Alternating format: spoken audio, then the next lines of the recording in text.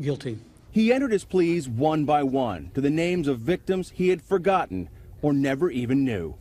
For the death of Carrie Ruiz. Guilty. What drove Gary Leon Ridgeway to kill so many women? Big piece of plastic said, Gary, what do you do? And he's like, oh, I walk down here every day and clean the tracks. And I'm like, oh, okay. Cheryl said Ridgeway urged her to walk the other way. No, he didn't want me down in this area. He told me there's blackberry bushes. You don't want to walk up there. You know, there's rats and all here. I'll give you a ride. And I'm like, no, no, no. And she walked right past him anyway. Hey everyone, welcome back, or if you're new here, welcome to the channel. Today we're going somewhere real dark. We're talking about a man who killed more confirmed victims than Ted Bundy, John Wayne Gacy, and Jeffrey Dahmer combined. A guy who lived the most ordinary, boring, suburban life imaginable, while turning the Seattle area into his own private slaughterhouse for nearly 20 years. This is the story of Gary Leon Ridgeway, the Green River Killer. And to understand the monster, we have to start where the rot began. Not on the riverbanks, not in 1982, but decades earlier, in a small, unremarkable house in Salt Lake City, and later SeaTac, Washington.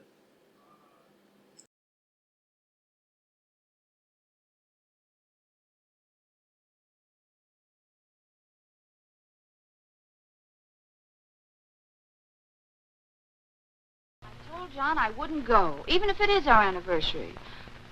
Well, it's my hands. They just look awful. Do you really think it's the soap I'm using? Well, I'll certainly try it. Well, I'll start now with the lunch dishes. Oh, I hope it works. Bye. She's after the baby soap. Pure, mild ivory. More doctors advise ivory for the skin than any other soap. No more of that strong stuff for her hands.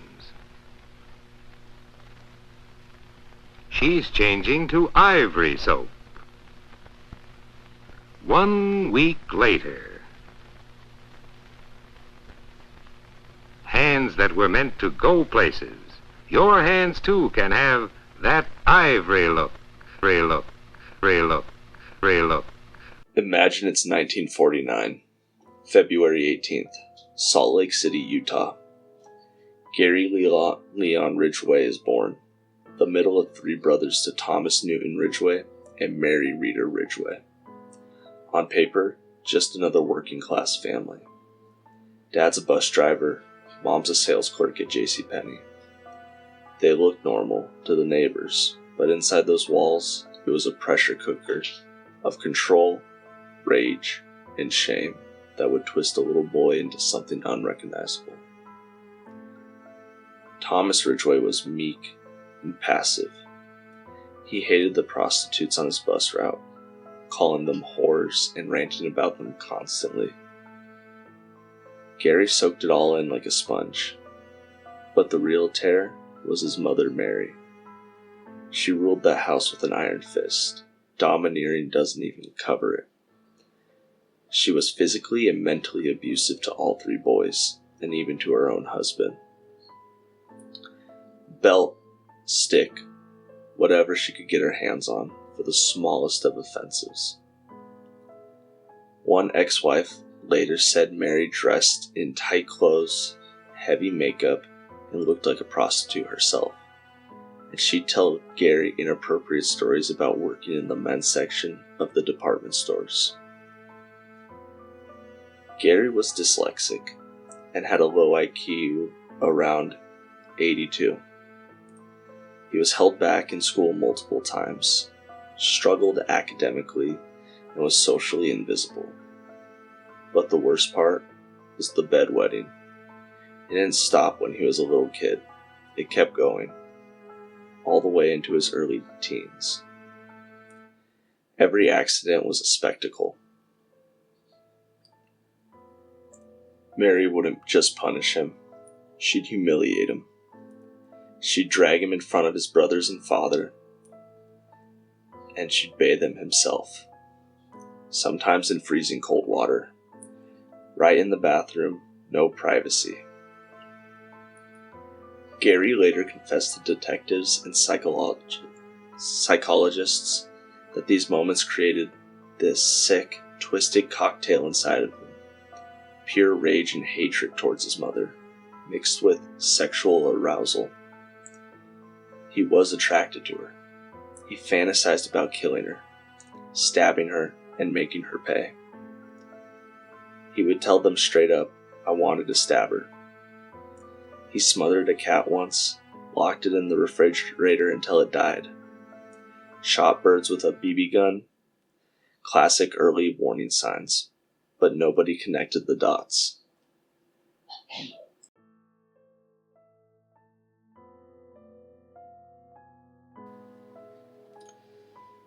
Then came the moment that could have ended everything before it began. He's 16 years old, a teenager already carrying decades of shame and confusion. He lures a 6-year-old boy into the woods near his house. "Want to build a fort?" he said to the kid, and the kid trusted him. Gary pulls out a folding knife and stabs him right through the ribs, straight into the liver. The boy collapses, bleeding out, and Gary just walks away. Later, he told investigators, calm as anything, "I've always wondered what it'd feel like to kill somebody." The boy survived. Barely. Gary was never caught, never punished. And that was the first taste. And it didn't scare him. It excited him. By 1969, he's graduating Tyee High School. Late because he was held back, and he joins the Navy. Sent to Vietnam on a supply ship. Doesn't see heavy combat, but he discovers prostitutes. Pays for sex constantly. He ends up contracting gonorrhea, bringing it home. His first marriage to his high school girlfriend Claudia lasts less than a year. She's cheating, he's cheating, and it's whatever. He comes back to Washington, starts paying trucks at Kenworth in Renton. He's a reliable employee, quiet, forgettable. He ends up marrying again to Marcia Winslow, and they end up having a son together. But the double life is already locked in. He becomes a born-again Christian, door-to-door preaching, reading the Bible at work, crying in church. But behind closed door, he's choking Marcia during their intimate time, begging her to do it in public, out in the woods, the same woods where he later dumped bodies. He's demanding sex multiple times a day, insatiable. The rage and lust his mother planted, it's materializing. July 15th, 1982. 2 kids playing by the Green River south of Seattle. One spots something floating, pale and bloated. Wendy Lee Caulfield, 16 years old, strangled and dumped like trash. Within weeks, 4 more: Deborah Lynn Bonner, Marcia Faye Chapman, Cynthia Jean Hines, Opal Chermain Mills, all young, all strangled, all found in or along that same stretch of the Green River. The Pacific Northwest had its new nightmare, and the body count was exploding. Gary's method was brutally simple and terrifyingly effective. He'd cruise Pacific Highway South, the SeaTac Strip, in his pickup. That harmless, forgettable smile. He'd show them a photo of his son. "See, I'm a dad. I'm safe," he'd say, and they'd get in. They'd drive somewhere secluded, his house when his wife was gone, the truck cab, or the woods. Sex first, usually from behind, then the forearm around the throat. Pull back hard, and he'd strangle them while they were still alive, or finish after. He admitted he liked doing stuff with the bodies afterwards. Necrophilia meant he didn't have to kill as often, and it reduced the risk of being seen with living victims. Then he'd dump them, first in clusters along the Green River, later in forested areas around SeaTac and South King County, even across state lines in Oregon to confuse the cops. He'd pose some, return weeks later to defile the remains again, scatter random debris like gum, cigarettes from other people to screw up forensics. Meticulous in that quiet, blue-collar, would ever suspect me kind of way. Between 1982 and 1984, he was in overdrive. Dozens dead. The King County Sheriff's Office forms the Green River Task Force. Biggest murder investigation in the country at the time. Detective Dave Reichart later said every new body felt like a baseball bat to the skull. They had leads. April 1983. 18-year-old Marie Malvar gets into a paint-patched truck. Her pimp boyfriend sees it. Cops visit Gary at home. He denies everything.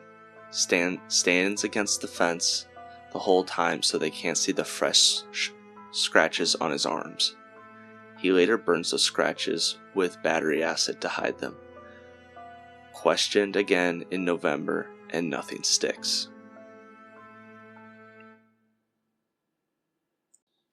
He even volunteered to help the task force, took a polygraph, and passed. He passed because Gary Ridgway was the most average, unremarkable psychopath imaginable. FBI profiles were hunting a flashy loner with a record. Gary was married, had a kid, went to church, kept the same job for decades. He was invisible. Ted Bundy, who was on death row, actually wrote offering help. They flew him down, and Bundy told them he's going back to the bodies, and he's having sex with them. Gary later confirmed it word for word. The profiler who got closest said the killer had a love-hate obsession with prostitutes. He told detectives later, "I hated them. I wanted to kill as many as I could without getting caught. They were easy. Nobody reported them missing right away, or ever." The killings slowed in the mid-80s, but never stopped. He married again in 1988 to Judith Mawson. He claimed he really loved her. Only 3 confirmed victims after that. She later said she probably saved lives just by making him happy enough not to need to kill as much. She also said his house had no carpet when they started dating. Detectives think he used it to wrap the bodies. 19 years, over 90,000 tips, millions spent, hundreds of suspects. Fibers from his truck, paint sprays from his job, all collected. Saliva samples from 1987, just sitting in evidence rotting.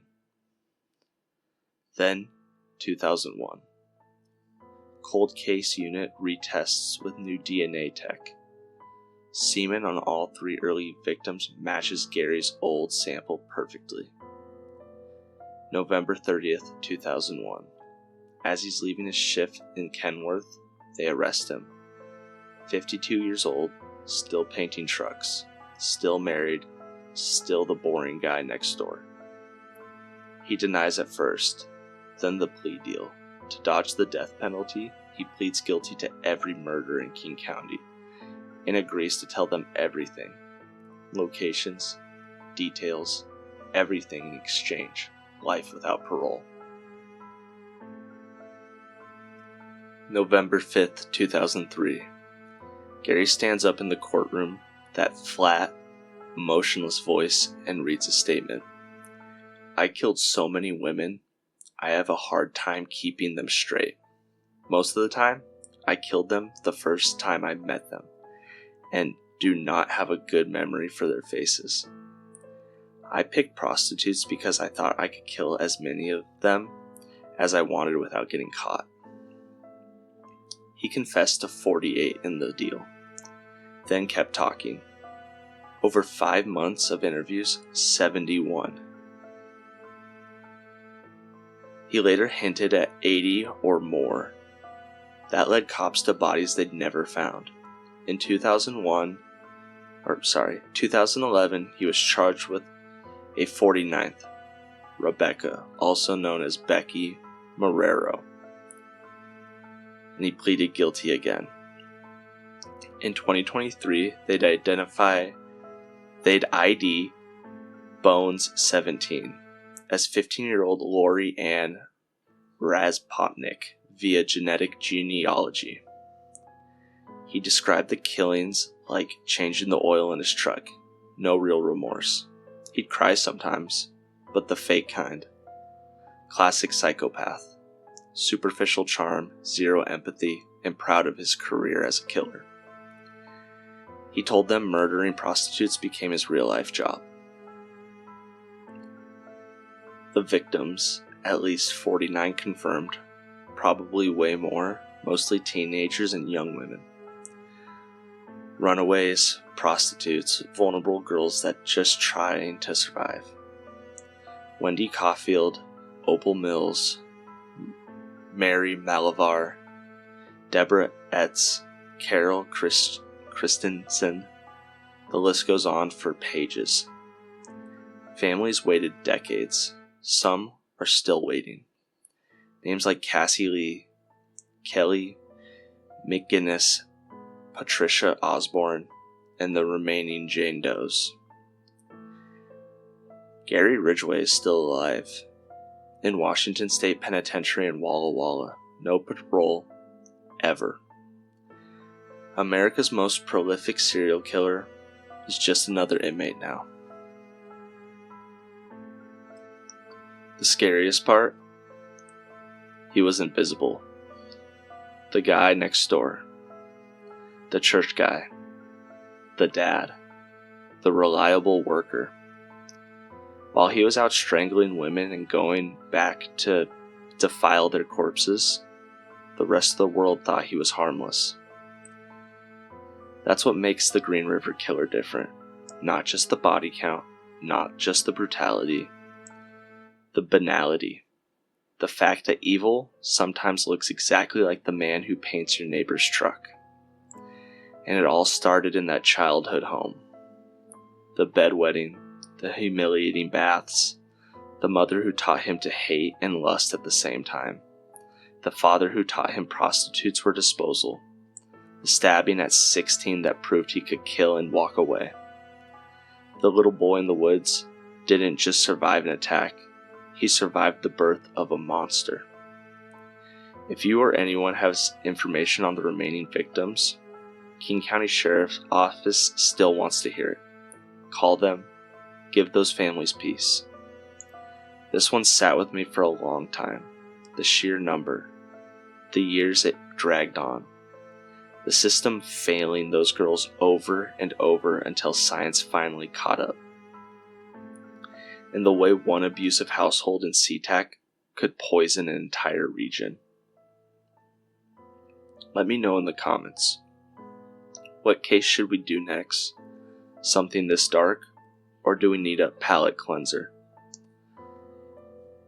Thanks for watching. Stay safe out there, and remember, the most dangerous monsters are the ones who look just like everybody else.